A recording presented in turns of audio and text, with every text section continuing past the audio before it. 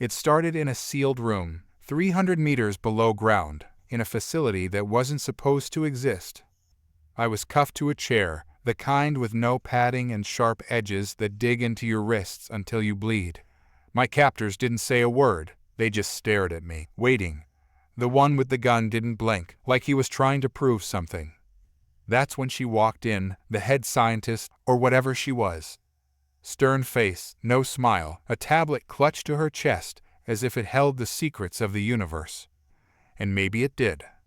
"You're about to be reintroduced to yourself," she said, her voice low, almost amused. I wanted to laugh. They'd been picking me apart for hours, running test after test, looking for something they couldn't quite explain. I was a washed-up Navy engineer, a guy who'd seen combat, but nothing like this. Whatever this was. She placed the tablet in front of me and swiped through a list of data streams, symbols and numbers flashing across the screen too fast to follow. Then she stopped, zooming in on a single image, a 3D model of human DNA, or something close to it, but with sections highlighted in red. It looked like any genetic map, except for the patterns. The kind you'd see in a schematic or blueprint, not biology. "What is this?" I asked, squinting at the screen. "This," she said, tapping her finger on one of the highlighted regions, "is your DNA." "No way," I scoffed, but she just held her gaze steady. "Maybe not the way you'd like to believe," she replied. "But our tests confirm it. You carry the blueprint for a ship, a warship. In fact, we found it hidden deep within your genetic code." It sounded insane, but there was something in her voice, in the way her eyes gleamed, that made my skin crawl. She wasn't lying. Not about this. "Why me?" I managed, feeling the cold seep into my bones. She took a step back, hands clasped in front of her. "That's the part we don't understand. You're ordinary. A low-level engineer, military background. You don't stand out, you've never excelled. But your DNA is mapped to something ancient, and if our calculations are correct, that pattern contains the full design and protocols for a weapon the universe has never seen." I swallowed hard. This wasn't science. This was some horror show. "And what do you want with it?" "With me?" She smiled for the first time, a sharp, joyless twist of her mouth. "We're going to build it, and you're going to help." I yanked at the cuffs, metal biting into my wrists. "You're out of your mind." "Maybe," she said, turning to leave. "But if I were you, I'd cooperate. Your DNA holds the key to a ship capable of planetary destruction. If we unlock it, every hostile force in the galaxy will come looking for it, and for you." She left, and I sat there, pulse racing, staring at the screen. I was nothing, a ghost in the system, and now they were telling me I held a code that could level worlds. Somewhere behind me, a door hissed shut, the final seal locking me in. I was trapped, a prisoner to something buried deep inside, some genetic secret I hadn't asked for but couldn't escape. And it was just beginning. The room was too quiet. The scientist's words still echoed in my head, slipping past my disbelief and planting seeds of something worse. Fear, maybe, or dread. I didn't know what a man was supposed to feel when he learned that his own cells might be a weapon. A screen flashed to life across the room, casting a cold light over me. Data rolled down in columns, too fast to make sense of, and then paused on an image. It was a ship, a warship, unlike anything I'd ever seen. Sharp angles, sleek as a blade, and massive, like the kind you'd only see in ancient myths of apocalyptic war machines. And here was the crazy part, I felt like I recognized it. Not in a "that's familiar" kind of way, but deeper, like muscle memory. The scientist's voice came over a speaker in the wall. "Do you understand what you're looking at?" I didn't answer. I was too busy studying the ship, realizing with a sick certainty that I knew exactly what it could do. My bones knew it. My instincts knew it. I could practically feel its power, buried somewhere in my cells, dormant, waiting. "Answer the question," she snapped. "You were selected for a reason, and it's not just the DNA. Do you know what you're looking at?" "Yeah," I murmured, barely believing my own voice. "I think I do." "Good." Her tone was all business, no room for doubt. The ship isn't just a vessel, it's a weapon engineered to destroy on a universal scale. We call it the Nemesis program. And according to our analysis, your DNA contains the only working blueprint left in existence. You are the map, the key, and the ignition switch. Why would anyone build something like that? I muttered, voice strained. That kind of power. It doesn't make sense. Oh, it makes perfect sense, she replied. Imagine a galaxy locked in endless war, factions clawing at each other's throats for eons. It's chaos out there, and no one can hold the line. But the Nemesis, it was designed to bring absolute order. When it's activated, it will terminate any ship, planet, or fleet in its path until there's nothing left that can resist. One warship to end all wars. I laughed, a raw, desperate sound. You think that's order? It's peace, she said, with the same cold conviction that had haunted her gaze. Or as close as we're ever going to get. She paused, letting her words sink in. And here's where you come in. You are the only one capable of guiding the ship's construction. The genetic sequences are encrypted to your neural patterns alone. No one else can interpret them without scrambling the data, leading to inevitable failures and critical errors. You either help us build it, or you rot in that chair until we extract what we need, piece by piece. I clenched my fists, feeling rage burn away the fear. You can try, but I'm not your puppet. The screen went dark. Then another door opened across the room, and two guards stepped in, weapons drawn. One of them held something different, a helmet, sleek and silver, with tiny sensors lining the inside. He shoved it onto my head before I could resist, the cold metal pressing down, cutting me off from the outside world. A second later, I was somewhere else. Not in the chair, not even in that room. I was floating in darkness, and then a ship materialized around me, the warship from the display. I could feel its power thrumming beneath me like a heartbeat. The control panels pulsed with energy, and I knew exactly how they worked, what they were for. This is a simulation of the Nemesis program, the scientist's voice said, echoing in the black void around me. If you want out of that chair, you're going to run the test sequence. Why? I spat, feeling the rage turn to cold defiance. So you can take the data and plug it into your weapon. Yes, she said simply. That's exactly why. I reached out, hand hovering over a control panel, the blue light reflecting off my fingers. In that moment, it hit me that if I pushed this, even in simulation, they'd get what they needed. They'd have the key. But if I refused, who knew how far they'd go to extract it from me? What happens when I refuse? I said, my voice taut with defiance. We unlock it without you, she replied. But that's the slower option, the painful one. I'd think carefully about the next move.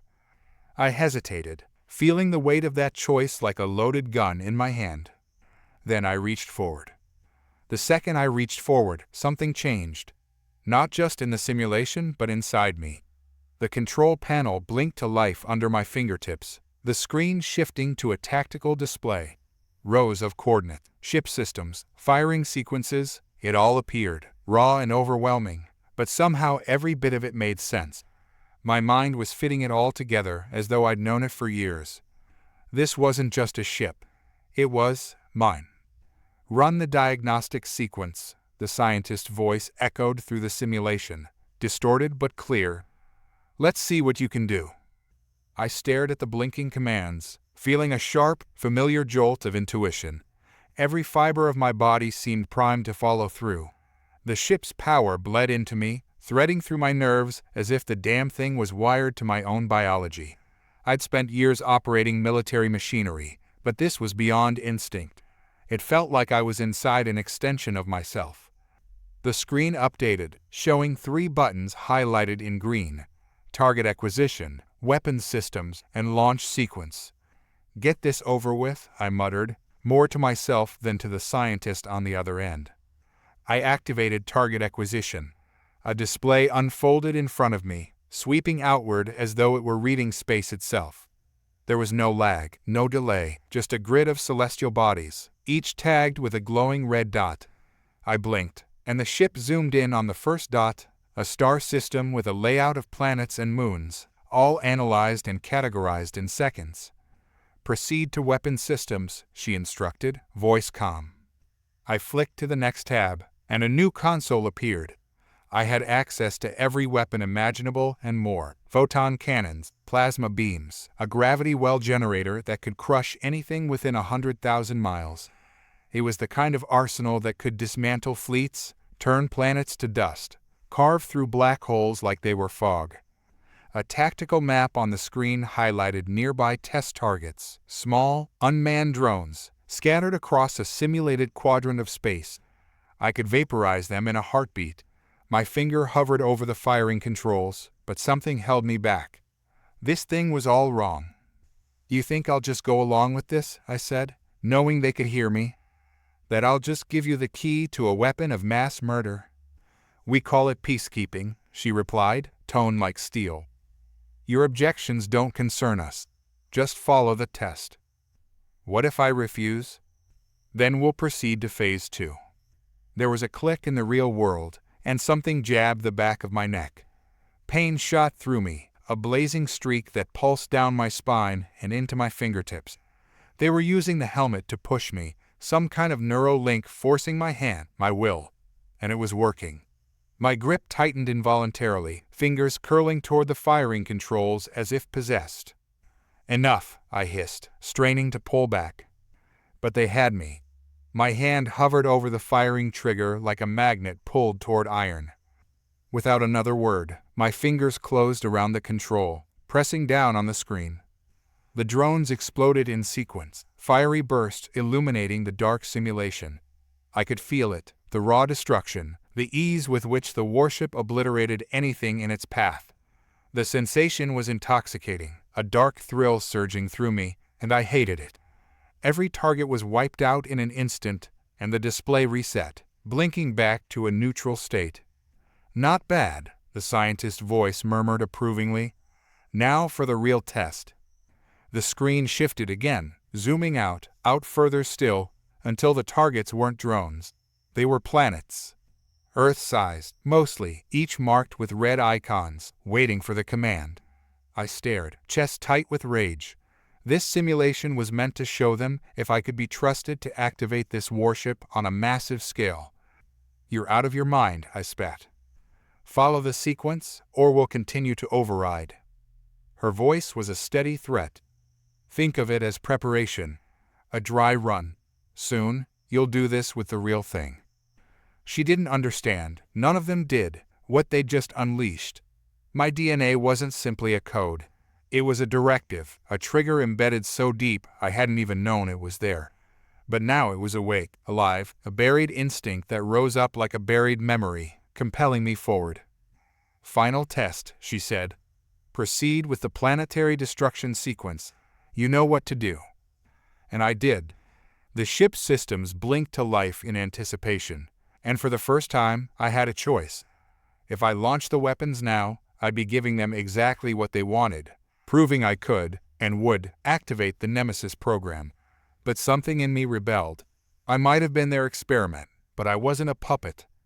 I tightened my grip on the controls, jaw clenched, adrenaline roaring through me. This wasn't going to end the way they thought. "What are you waiting for?" Her voice cut through the simulation. "Complete the sequence."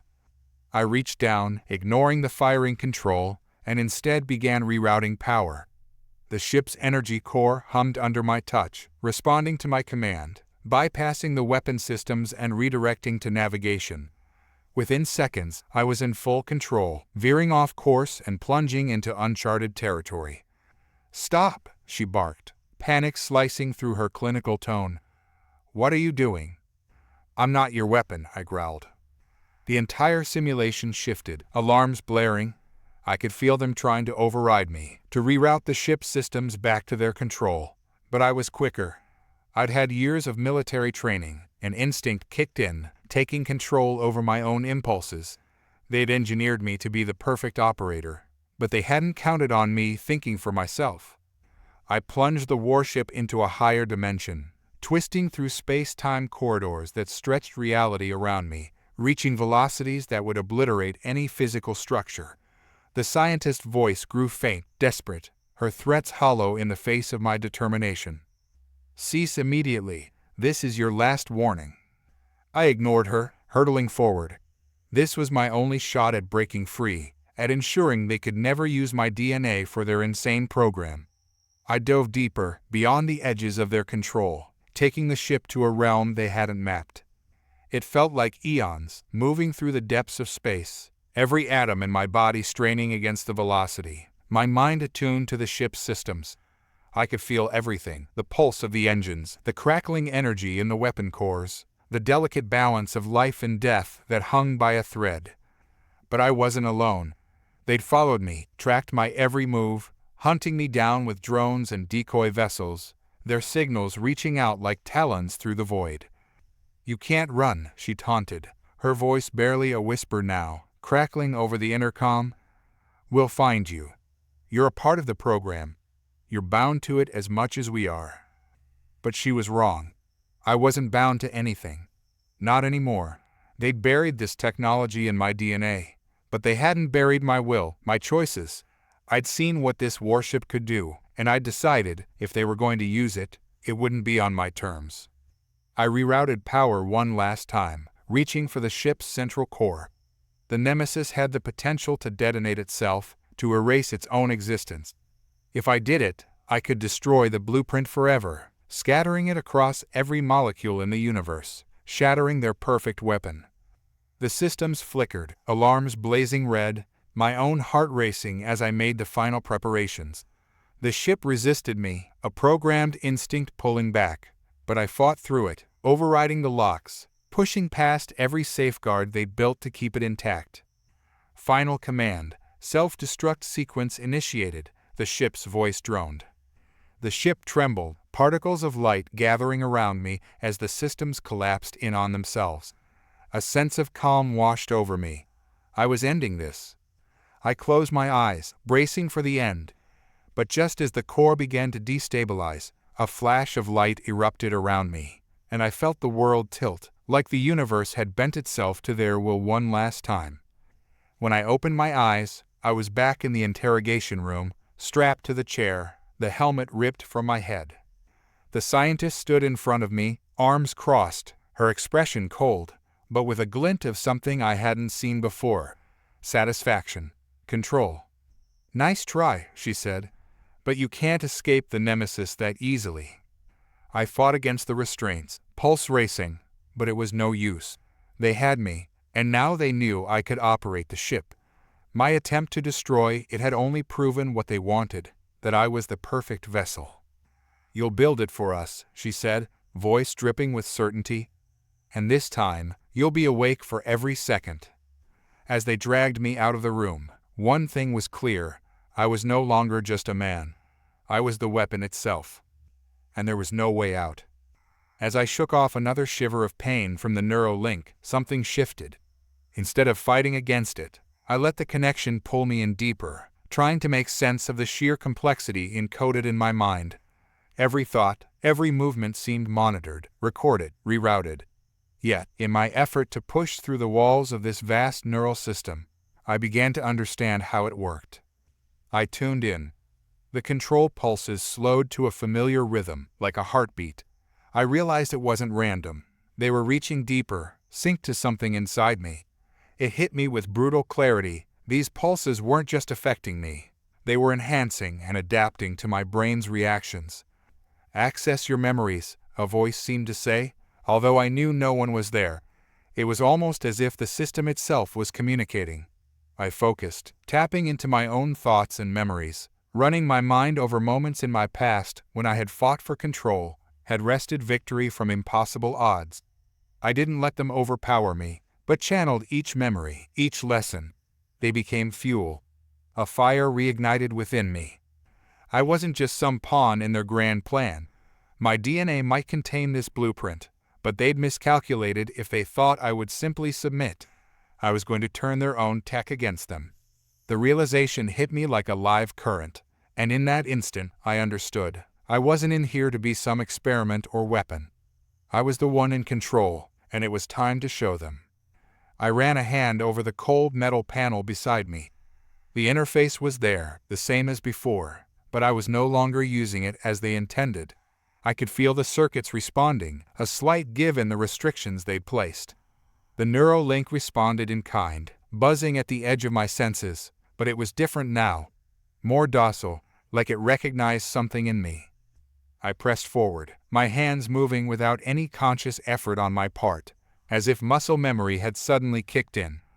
I was channeling something deep within, some hidden knowledge buried inside me, and in that split-second window, I glimpsed the structure of the warship itself. I couldn't quite grasp it all, but pieces of it flooded my mind. Weapons arrays, propulsion systems, defense barriers. My body was practically hardwired to operate it. They'd built me to do it. But they hadn't counted on me using it against them. I knew what I had to do next. The next pulse came, but this time I anticipated it. Instead of fighting, I let it sink up, riding the wave of control they tried to impose. It gave me a strange clarity, a kind of control over my mind that I'd never experienced. My thoughts became sharper, each calculation clearer. I was tapping into a system far beyond my understanding, something that felt embedded in me on a level deeper than flesh and bone. I visualized the interior of the ship, and everything around me became a map, laid out in 3 dimensions. I could feel the power pulsing through the ship, a raw force I could tap into if I could just sync my movements perfectly with the system. I pulled at the pulse rhythms, twisting and weaving them, and as I did, the layout shifted. I was reshaping it. Piece by piece, every corridor, every compartment of this monstrous ship obeyed my will. I wasn't just a prisoner anymore. I was its master. A voice crackled to life over the intercom. Primary objective activated. Prepare for initiation. This was it. My blueprint was awakening, the pre-programmed knowledge embedded in my DNA unleashing itself. I didn't fight it. I let it wash over me. My body felt electrified as protocols began uploading into my mind. A torrent of schematics, instructions, commands. But this time, I was the one taking charge. The activation commands were theirs, but the methods and purpose were all mine. I braced myself. The ship's propulsion system hummed to life under my control. Every atom of it was linked to my thoughts, an extension of me. In one calculated move, I rerouted energy from the weapon systems to the defense array. A surge of power raced through me, one I directed toward the docking bay doors. I slammed the release, and every door sealed shut. System override. External control terminated. My mind reeled. I'd succeeded in blocking them, the outside influence severed. For the first time, I was in complete control, an untethered link to this incredible machine. The realization struck hard. This wasn't just a ship. It was a fortress, a weapon of inconceivable scale. A warship designed not to defend, but to obliterate. Yet with control, the terrifying potential of this machine became abundantly clear. They had embedded its purpose deep within my mind. Its reason for existing was destruction on an unimaginable scale. As if on instinct, I accessed the external cameras and saw the stars beyond, twinkling innocently against the cold void. But they weren't safe. They were targets. The ship held coordinates to multiple systems, some hundreds of light years away, others close enough that I could initiate an attack within seconds. It was horrific in its simplicity. Destroy, move, destroy again. A weaponized strategy, mapped out with cold efficiency. And it was all because of me, because of this twisted genetic blueprint they'd planted in me. But I wasn't going to fulfill their grand vision. Not like this. If they wanted me to be their weapon, they'd get it. But on my terms. I set a new course, overriding the default parameters, guiding us toward the outer fringes of known space, far from any colonies or civilian outposts. I wasn't letting them use me as the trigger to ignite some universe-spanning conflict. If I could find a way to dismantle this machine or bury it beyond any intelligent life, I'd do it. No one was going to use my DNA to end civilizations. As I maneuvered through the ship's systems, I felt something shift. A part of me recognized the danger. I wasn't certain if it was some embedded countermeasure or if the very ship was fighting back against me. Alarms blared, and the warship's auto-defense protocols kicked in. walls sealed, lights dimmed, and I felt the Neuralink surge again, now with an intensity that bordered on hostile. This wasn't a standard protocol. It was an emergency failsafe. Critical control breach detected. Initiating self-defense sequence. Every display flashed with red warnings, and I struggled to maintain my grip on the navigation systems as the failsafe routines kicked in. The ship's controls bucked against my command, a brutal backlash designed to wrest power away from me. It was like the warship had a life of its own, a mechanism to preserve itself against anyone, anything, that attempted to subvert its purpose. But I wasn't giving in. I reached deeper, accessing subroutines and back channels, tapping into hidden reserves. It was as if every scrap of intelligence and strategy buried in my DNA was waking up. This wasn't some abstract blueprint. This was real. This was a fight to the end. I leveraged every ounce of control I had, fighting back against the ship's efforts to subdue me. The warship was both machine and organism, a monstrous hybrid designed for annihilation, and I was inside it, rewriting the code of my own destiny. One final surge, and the failsafe gave way, my consciousness overriding the ship's last desperate attempts to neutralize me. The red alerts flickered out, the pulsing heartbeat of the Neuralink falling silent, as if acknowledging my triumph. I breathed heavily, realizing the enormity of what I'd done. I'd fought off a weapon that could end worlds, with my own mind as the control center. But I wasn't safe yet. The warship was vast, and its true power remained hidden, buried deep. Yet as I felt the Neuralink settle, I knew one thing for certain. The universe might never forgive me for what I held in my hands, but it was my choice, my responsibility. I could be the destruction they'd intended, or I could ensure that this power was locked away forever. But first, I needed to understand what I had become. I'd won, or at least, it felt that way.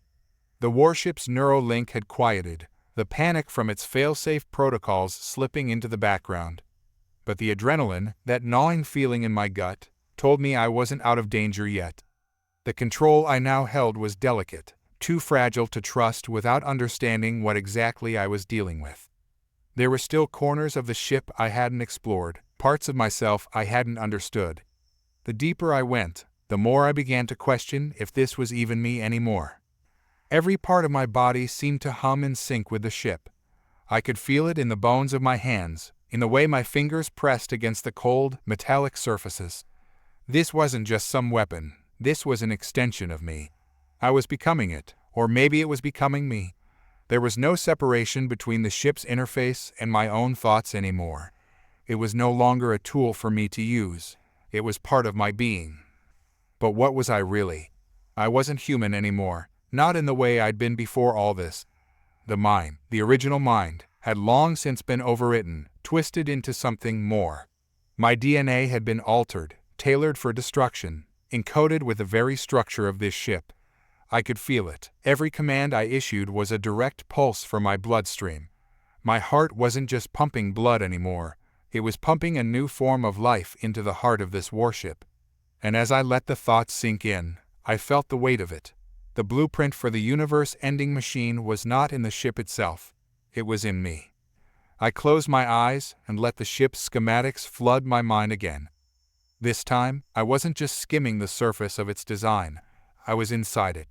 Every corridor, every weapon, every system. I could see the entire structure laid out before me like a chessboard. And at the center of it, in the heart of the ship, lay a weapon of unimaginable scale. The ability to tear through civilizations, to crack planets open like eggs, was right there, woven into the very blueprint of the ship. I could see how it was meant to be used, how they'd intended to release it upon the galaxy, setting off an unstoppable war that would fracture everything, erase whole empires in a blink of an eye. The warship's core was designed to channel raw, concentrated energy, unfathomable levels of destructive power, bound only by the scope of the commands I gave it. The thought sickened me. I could end it all, initiate a chain of destruction that would spiral out of control, and in moments, entire star systems would burn.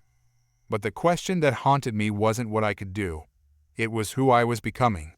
I wasn't a soldier. I wasn't a mindless killer. But the more I absorbed the ship's designs, the more it felt like a drug. A part of me was starting to want it. I breathed in sharply and pushed the thought out of my mind. I wasn't some tool for their war. I wasn't their weapon. I'd made it this far, and now I had to figure out how to kill this thing inside me before it consumed me whole. I had to learn how to undo what had been done to me. The deeper I dug into the systems, the more I understood about the true function of the warship. It was more than just an engine of destruction. It was a vessel of control.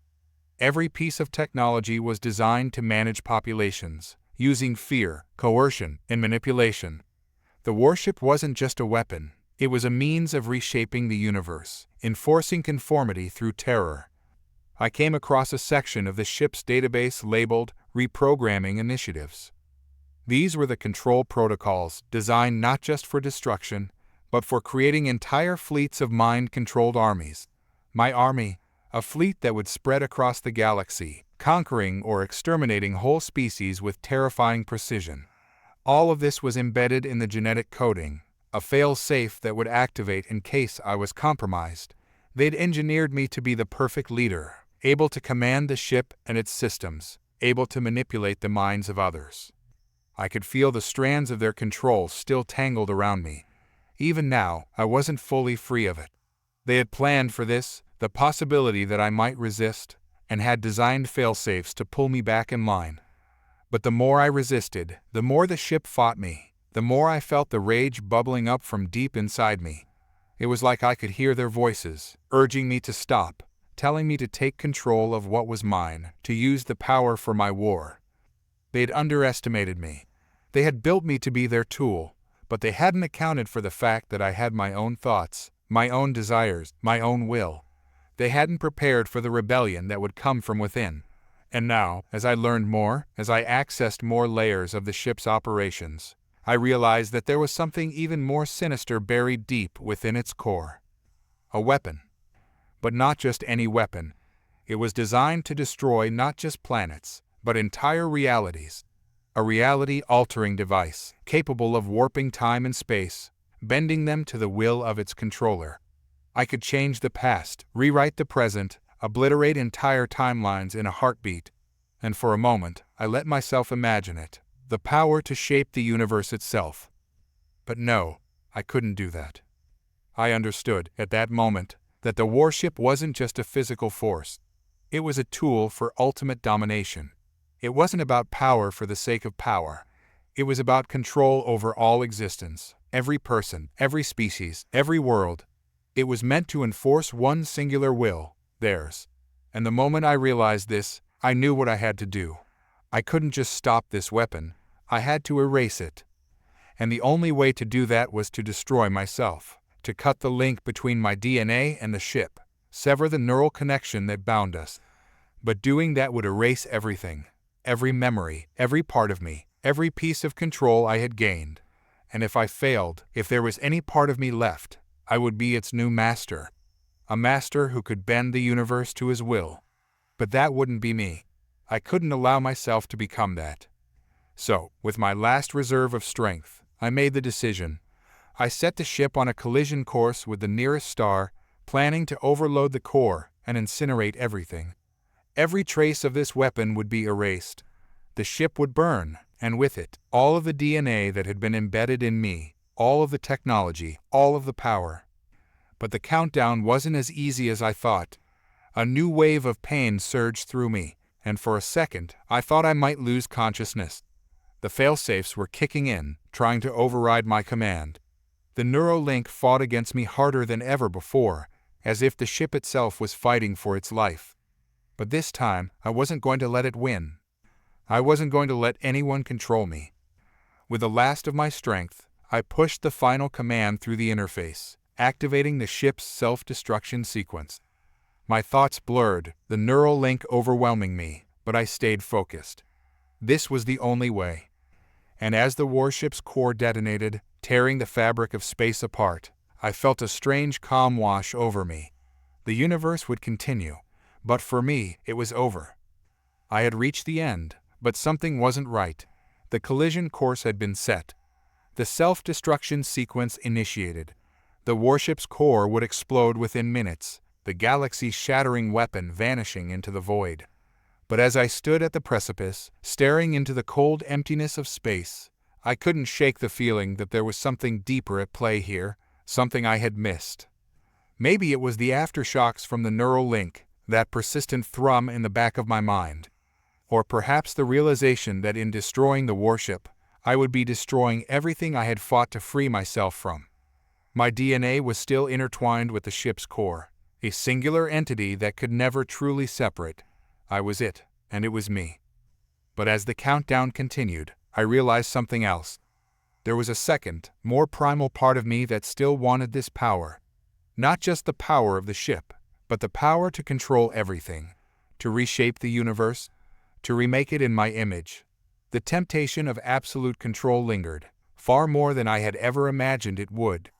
I could feel it in the pulse of my fingertips, in the beat of my altered heart. Everything, all of it, was within my grasp. I could take it all the galaxies, all the life, all the power. And just for a second, I thought I might. But no, I couldn't. I was standing on the edge, gazing into the precipice of everything that could be, and everything that I could become. And in that moment, I knew what had to be done. There was no room for hesitation, no time to waste. The warship's destruction wasn't enough.